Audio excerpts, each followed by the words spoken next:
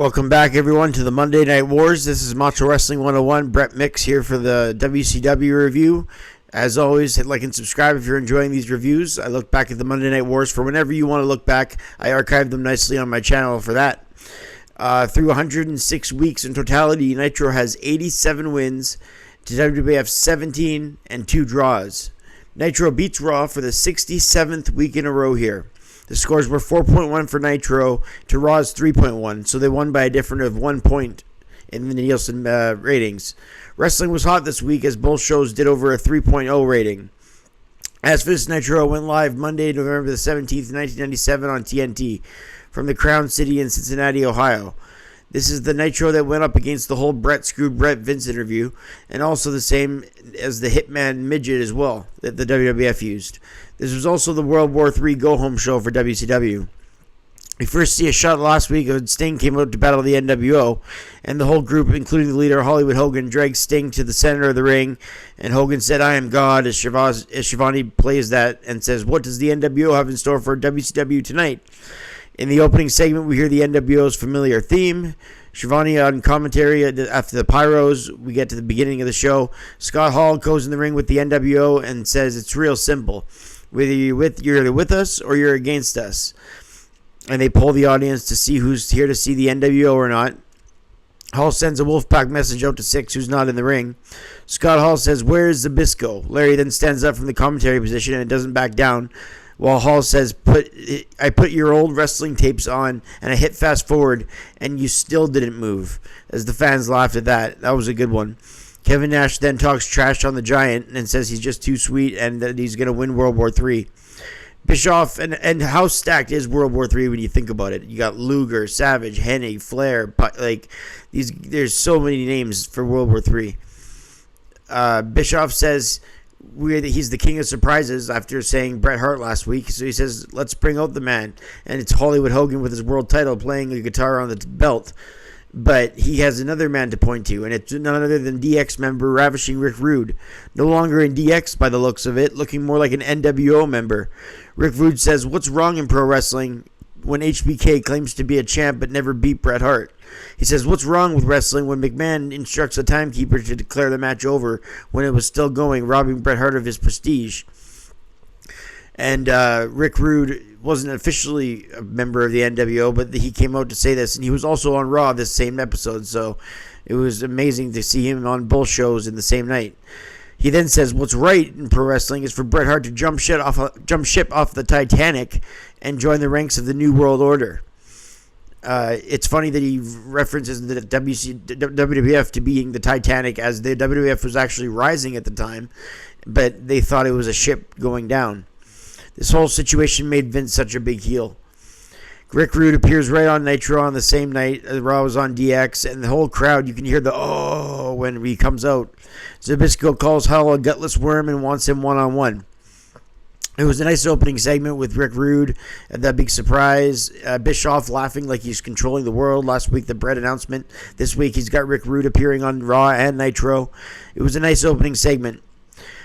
Mean Gene at the entranceway was calling out Ray Traylor, but then the NWO attacked him. All the same members that we saw before, Hogan and Norton and Bagwell, they all come into the entranceway and whip Ray Traylor with a belt. Even Savage spray paints NWO on his back. In the ring, we open up with Mang with Jimmy Hart versus Glacier. Glacier sends Mang to the corner and chops him before he tripping up. Mang splashed into the corner and no one home as Glacier comes back with a ton of shots, a nice dropkick and a back body slam. Mang ducks Glacier's kick as Mang has the Tonga death grip. Glacier defeats Mang's partner, the Barbarian, the week before, and the Barbarian came out to the ring to beat on Glacier. Glacier gets some help in the hands of Ernest Miller after the match as the Tonga death grip did him in for the 3 count. The fans cheer as he takes it to Mang. All of a sudden, the Tonga death grip to the Cat. So Ernest the Cat Miller came out to help Glacier, but he ends up getting the Tonga death grip as well from Mang. And the Faces of Fear look like they're in control. Gave that first match a 3/4 of a star rating. Alex Wright with Queen Deborah takes on Steve Mongo McMichael in the next match. Mongo takes on the man who now has his ex-woman in Deborah McMichael. Steve McMichael and Alex Wright said to go one-on-one. Alex Wright hit hard with a back body drop, then Deborah distracts him, and Wright lands European uppercuts. He taunts with his pelvic thrusts, and Deborah taunts on the outside as well after offensive momentum. A drop kick and a brawl to the outside. Some hard chops to Mongo, as it were. Alex Wright went for a crossbody and missed. McMichael beat on Wright, and Deborah shouted early and often. In the end, Wright won by DQ after McMichael shoved the ref down. Match didn't even really get going as Deborah tried to act, which wasn't a good idea. That match got a half a star. Up next, Rey Mysterio Jr. took on Lionheart Chris Jericho. This was a great match. It went back and forth. Jericho mostly focusing on the back of Rey Mysterio the entire match, softening up for the Lion Tamer, which eventually was his go-to move. Rey blocked the Lion Tamer, or not a Lion Tamer, a Lion Salt off the ropes when he springboarded Moonsault, Jericho's signature move, and then a double underhook into a backbreaker. Rey got his knees up after that Lion Salt, after those moves. Jericho caught in a sunset flip out of nowhere by Rey. Handspring, then Jericho caught him out of it with a powerbomb in midair. Then another triple powerbomb, but Rey reversed the third powerbomb attempt into a Hurricane Rana, which got a cradle, which beat Jericho with the cradle. Rey with the thrilling win. He gets momentum for his challenge with Eddie Guerrero at World War III Sunday on pay-per-view for the Cruiserweight title. Gave that match 3 stars and a quarter. Commentary team talk about World War III, and Bischoff is in Larry Zbyszko's face. Bischoff slaps Zbyszko from behind on the neck. The NWO holds Zbyszko there, but Bischoff with a spin kick. He knows his karate, does Bischoff. The under members of the NWO, the latter half, come out and they begin beating on Zbyszko as Bobby Heenan joins the commentary team reluctantly due to Zbyszko's beatdown. DDP beat Villano 5 with Villano 4 by Diamond Cutter, and then he Diamond Cuttered the other Villano after the match. It was a squash. I rated that a star. DDP looked good in heading into World War III as one of the main combatants to win the match. Eddie Guerrero next defended the Cruiserweight title that he won last week over Rey Mysterio Jr. on Nitro against Dean Malenko for this belt. It's his first defense. The man of 1,000 holds makes his way to the ring. His opponent, the reigning Cruiserweight champion Eddie Guerrero, looking as cocky as ever, and this is arguably Eddie in his prime, looks-wise and in-ring-wise. Mysterio Jr. came out to entranceway to get a closer look at the match because he'll meet the winner for the title at World War III. Eddie Guerrero and Dean Malenko with a number of counters in this match. The Texas Cloverleaf was even countered and inside cradled, but just a 2. Eddie Guerrero caught Malenko up for a top rope superplex. Eddie and Dean had wrestled each other to a double count out, as neither man could answer the 10 count to their feet. Eddie retains the title. The finish hurts the rating a bit, but this match was good while it lasted. They rated it 3 stars and a quarter. Saturn defends the TV title against Scotty Riggs. Saturn defeated Riggs a while back. Saturn takes it to Riggs, who has the eye patch still, as Raven and his flock enter the ring. Saturn then Irish whipped Riggs into the steel steps.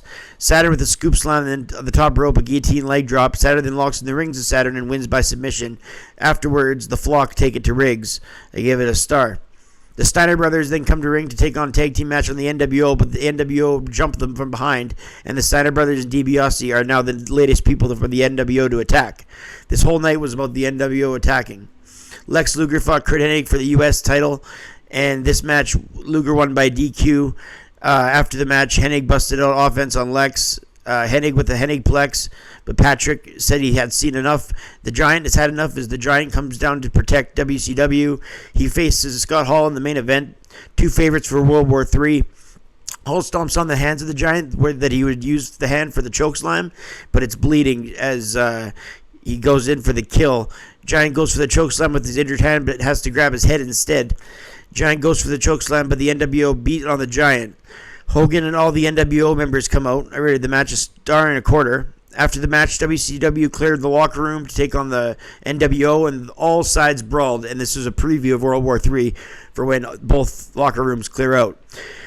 They end the show with the war going on between NWO and WCW. Quality-wise, I rate this Nitro a 7 out of 10 because it didn't feature Sting or Flair, but it had mostly everyone else. I would like to see more chemistry in the ring, like Jericho and Rey getting much more time, but you can't have everything. The NWO dominating WCW was the story of the night. They kept attacking every which way, and there was no Sting on this Nitro, but still, I think 7 out of 10 is a fair rating for this one. World War III will come and pass by the next Nitro's review. I'm Brett Mix. Hit like and subscribe if you're enjoying these reviews, and I'm out. Thanks for watching.